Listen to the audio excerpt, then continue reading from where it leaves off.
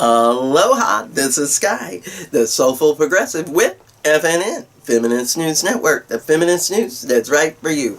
Welcome to Sky in the Rainbow Room. Yes, indeed. Thanks for subscribing, and if you haven't, please let your friends know about that soulful news that's out there. I know that's right. And thanks for liking and sharing. All right. Now, what do I want to talk to you today about?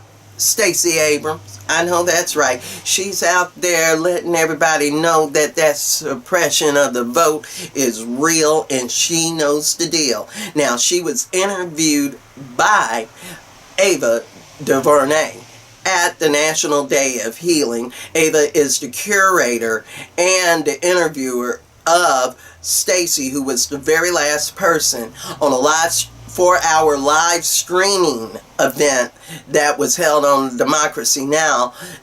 In California about the event, because you know Amy Goodman was out there. So we're going to take a look at what she said at the end of this event. You know I held on and watched it all. And we're going to talk about the 3 things she said can be done now to help the vote in 2020. Let's hear what she said and then talk about it. I know that's right. Now we're coming up on this. What are the actionable steps we can take? Number 1, so Fair Fight Action is the organization we created that looks at voter suppression. Our mission is to fix voter suppression in Georgia, and by doing so, create a roadmap for doing it across the country. So if you're interested, go to fairfightaction.com and sign up. We'll tell you about all the stuff we're doing. Because fighting voter suppression is the fundamental responsibility we all have. Every state you live in, unless you live in Oregon, Washington State, or California right now, in Colorado, they all tend to have incredibly liberal access rules. Most other states have some form of voter suppression that's typically geared towards the communities that are supposed to be the least likely to vote, and therefore they're trying to keep them from ever actually engaging. That's number 1. So find the organization that's nearest to your hearts or nearest to your community and fight voter suppression. Number 2 is that we have to be paying attention to the census. I'm working with a group that's going to create a census organization that's going to work with other organizations across Georgia to make sure hard-to-count populations sign up. If you do not get counted in the census, you do not count for the next decade. That means resources don't come. It means you don't get represented in Congress. It means we get not only gerrymandered communities, we lose our voice. And so make sure you are participating in the census. All of you are opinion makers and influencers. Make sure communities are participating. If you're an immigrant community, a person of color, poor, or a child, those are the 4 populations that are least likely to be counted, and they're the ones who need the support the most. So participate in the census. And then number 3, vote. By God, vote. Vote in every election, every time. We take for granted our democracy, but it is fragile. And if we did not know that before, November 2016 showed it to us, and every election since has been a reinforcement of that truth. We do not have a permanent democracy. We have a democracy we have to fight for. And that fight has to happen every day, and it happens at the ballot box. So support voter suppression, support anti-voter suppression activities, support the census, and vote, vote, vote. And that is how we fix America. And that is how we achieve racial healing. So the last thing I'll say is this. The connection to racial healing is this. When every community counts, when every community is counted, and when every voice can be lifted up, then the laws reflect the diversity of who we are. And what drew me here to LA today is that the connection between diversity and our democracy is indelible. If we do not recognize our diversity, we do not have a true democracy. And we can heal ourselves by believing that to be true and fighting every day to make it so. Ava, thank you for having me. Thank you so much. Didn't she say it? I know. This is a woman that is going somewhere because she is leading the fight for all of those that are working class and that really want to see change happen. Let's discuss this. I know. I know that's right. Ha ha. Now, she mentioned the three main things that need to be taken care of and need to be done in order to have success within the South and throughout America in regards to voting. And what are those three things she had mentioned?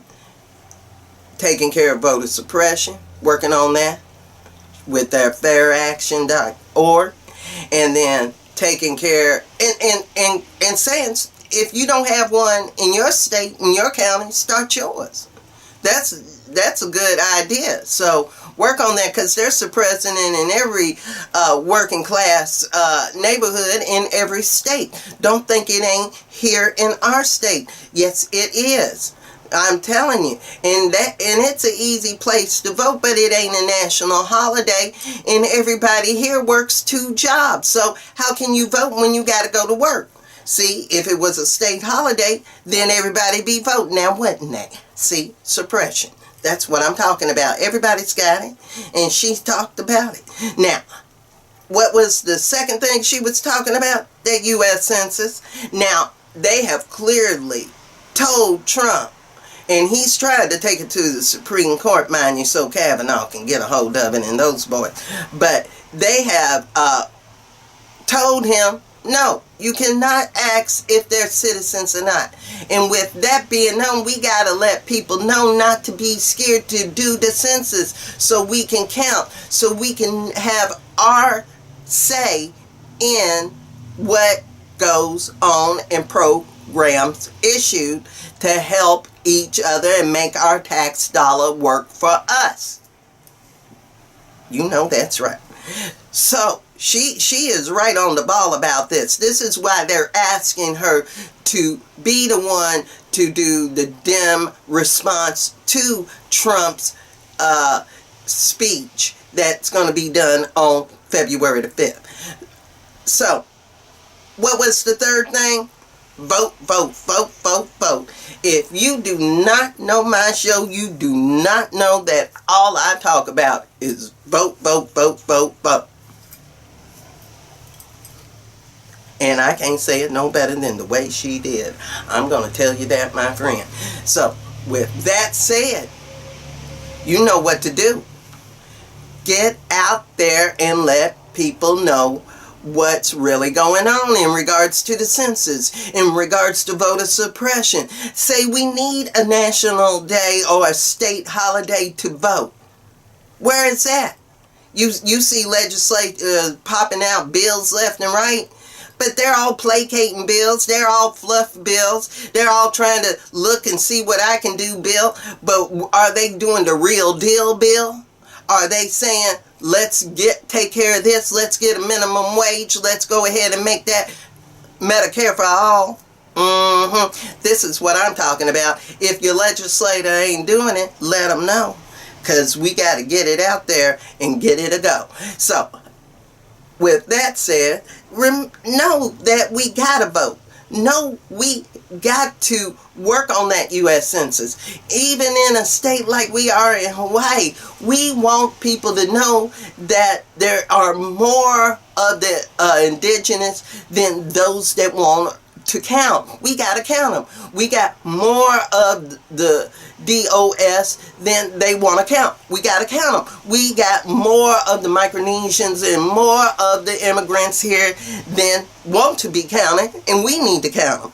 So that's what I'm talking about here in your state and all over the place. And if you agree with me, comment below. And you know what to do. Contact me at FeministNewsN@gmail.com. Don't forget to like and subscribe to the YouTube channel and Facebook page, Feminist News Network. And remember, I'm the Soulful Progressive on Twitter. Got that new Patreon going on. And you can always check me out by coming down to DC and joining me, because I could use a reporter. Yes, indeed. And if you want to donate, just email me and I'll send you that new PayPal link. All right. And remember, in this era of hate, you must participate. Because if you don't, it might determine your fate. That's why I say vote. And I appreciate you listening to that. I know that's right. Thanks for watching. Thanks for joining. Peace.